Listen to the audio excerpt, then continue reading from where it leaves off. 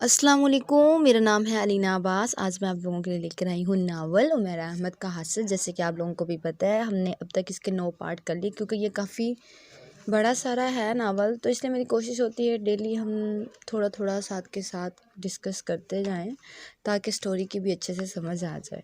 جی پھر آ جائیں ناول کی شوقین، ہم ہیں پارٹ نمبر 10 پر۔ جی دیکھتے ہیں۔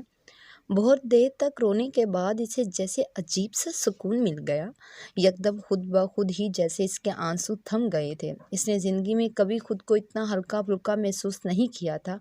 ایک عجیب سی ٹھنڈک اس کے اعصاب میں اترتی جا رہی تھی۔ اس وقت اسے کچھ یاد نہیں آ رہا تھا، ذہن بالکل خالی ہو چکا تھا۔ چند لمحوں کے بعد اس نے خود پر نیند کا غلبہ محسوس کیا۔ اس نے اپنی آنکھوں کو کھلا رکھنے کی بھی کوشش کی تھی، مگر ایسا نہیں کر پایا۔ وہ ٹینا کے بارے میں سوچنا چاہتا تھا، مگر وہ کچھ سوچ نہیں پا رہا تھا۔ نیند کی گرفت میں آنے سے پہلے سے آخری خیال آیا، شاید خدا نے بالآخر میری دعا قبول کر لی ہے۔ اگلی صبح وہ بہت پرسکون تھا۔ عجیب بات یہ تھی کہ وہ پرسکون ہی نہیں، غیر معمولی طور پر جوش میں بھی تھا۔ اس نے اندازہ لگانے کی کوشش کی تھی کہ وہ کتنے عرصے کے بعد ٹینا سے مل رہا تھا۔ اس نے ذہن میں سب کچھ دہرایا تھا جو اسے ٹینا سے کہنا تھا۔ اسے بتائے ہوئے وقت پر وہ پارک پہنچ گیا اور گیٹ پر اس کا انتظار کر رہی تھی۔ حدید بہت دیر تک اس کے چہرے سے نظر نہیں ہٹا سکا۔ وہ اسے لے کر ایک بینچ پر آ کر بیٹھ گئی۔ میں آج تم سے سب کچھ صاف صاف کہنے آئی ہوں۔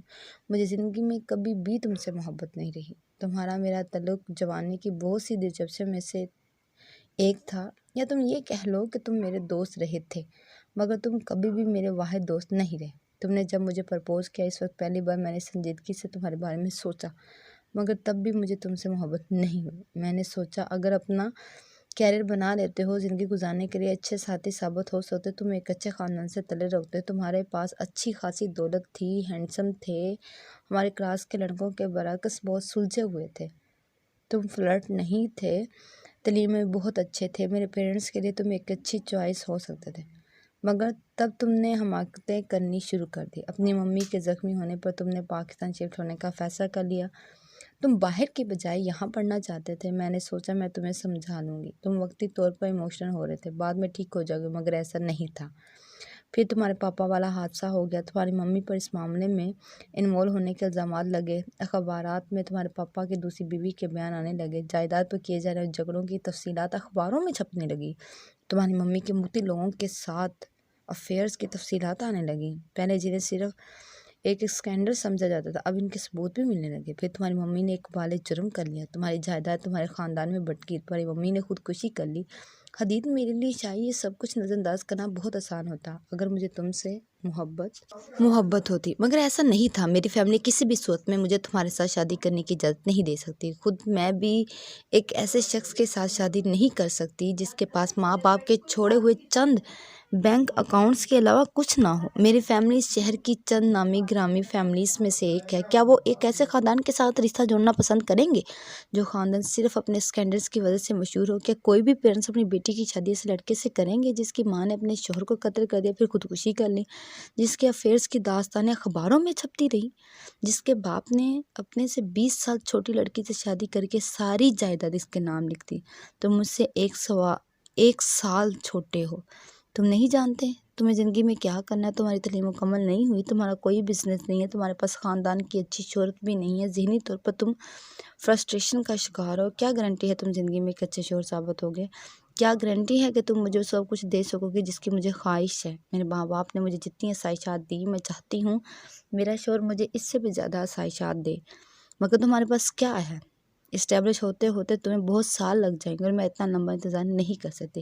تم خود کو میری جگہ رکھ کر سوچو، کیا تم ان چیزوں کو اگنور کر سکتے تھے؟ شاید اگنور کر دیتے، مگر تمہیں دوسرے فریق سے محبت ہوتی، مگر میرا پرابلم یہ ہے کہ مجھے تم سے محبت بھی نہیں ہے، اس لیے میں نے تمہیں چھوڑنے کا فیصلہ کیا ہے۔ میرے پیرنٹس میری انگیجمنٹ کر چکے ہیں، اس مہینے کے آخر میں میری شادی ہے، میرا فیونسی آئی اسپیشلسٹ ہے، تم چاہو تو ایک اچھے دوست کی طرح شادی میں شرکت کر سکتے ہو، ورنہ خدا حافظ۔ امید ہے آج کے بعد تم اپنے وعدے کے مطابق کبھی مجھ سے رابطہ کرنے کی کوشش نہیں کرو۔ وہ اٹھ کر چلی گئی تھی۔ حدید نے اسے بھی جاتے دیکھا تھا ہمیشہ کے لیے۔ اس نے تب تک اس میں نظر جمائی رکھی تھی جب تک وہ نظر آتی رہی تھی، پھر وہ نظروں سے اوجھل ہو گئی۔ اس نے اپنے چہرے کو ہاتھوں میں ڈھانپ لیا تھا۔ ٹینا کے لفظ کوڑے بن کر اس کے ذہن اور جسم پر برس رہے تھے۔ تمہارا باپ، تمہاری ماں، تمہارا خاندان۔ وہ حیران تھا کہ وہ خود اپنے لباس پر لگے ہوئے یہ سارے داغ کیسے بھول گیا تھا۔ 19 سال ایک بے داغ زندگی گزارنے کے بعد بھی میں اس ایک لڑکی کے لیے بھی قابل قبول نہیں ہوں جس سے میں محبت کرتا ہوں۔ وہ بھی مجھے اس چشمے سے دیکھ رہی ہے جسے دنیا دیکھتی۔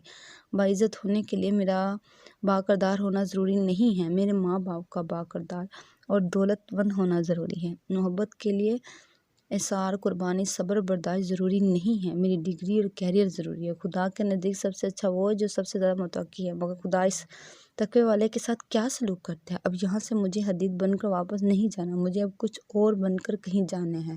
اگر میرے مذہب کا خدا مجھے ٹھکرا رہا ہے تو میں کسی اور مذہب کے خدا کو ڈھونڈ لوں گا، ایسے خدا کو جو میری بات سنتا ہو، جس کے پیغمبر کے لیے میرے آنسو آنسو ہوں، پانی نہیں، جس کے لیے میں انسان ہوں، کیڑا نہیں۔ اگر سکون مذہب بدلنے میں ہے تو میں مذہب بدل لوں گا۔ اس نے غم و غصے کے عالم میں اپنے چہرے سے ہاتھ ہٹا لیے۔ اپنے سے کچھ فاصلے پر پارک کی روش پر اس نے ہیبٹ میں ملبوس ننس کا ایک گروپ دیکھا۔ وہ جان گیا تھا اسے کیا کرنا چاہیے۔ بے اختیار وہ اپنی جگہ سے اٹھ کر ان لوگوں کی طرف بڑھ